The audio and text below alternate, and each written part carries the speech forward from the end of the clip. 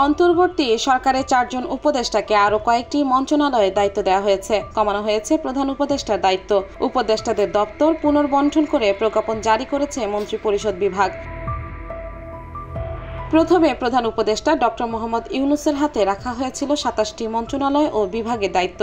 পরে অন্য উপদেষ্টাদের কয়েকটি মন্ত্রণালয় ও দপ্তরের দায়িত্ব দিয়ে প্রধান উপদেষ্টার দায়িত্ব কমানো হয়েছিল। পরে তা আরও কমানো হয়। সর্বশেষ তার হাতে 10টি মন্ত্রণালয় ও বিভাগের দায়িত্ব ছিল। কিন্তু নতুন সিদ্ধান্ত অনুযায়ী প্রধান উপদেষ্টা ডক্টর মোহাম্মদ ইউনূসের হাতে এখন 6টি মন্ত্রণালয় ও বিভাগ রাখা হয়েছে।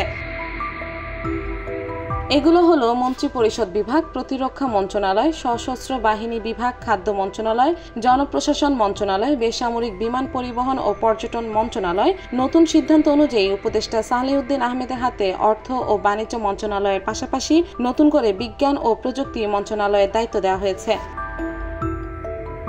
হাসান আরিফকে স্থানীয় সরকার, পল্লী উন্নয়ন ও সমবায় মন্ত্রণালয়ের পাশাপাশি ভূমি মন্ত্রণালয়, ব্রিগেডিয়ার জেনারেল অব এম শাখাওয়াত হোসেনকে বস্ত্র ও পাট মন্ত্রণালয়ের পাশাপাশি নৌ পরিবহন মন্ত্রণালয় এবং সমাজ কল্যাণ উপদেষ্টা শারমিন এস মুর্শিদকে আগের মন্ত্রণালয়ের পাশাপাশি নতুন করে মহিলা ও শিশু বিষয়ক মন্ত্রণালয়ের দায়িত্ব দেওয়া হয়েছে।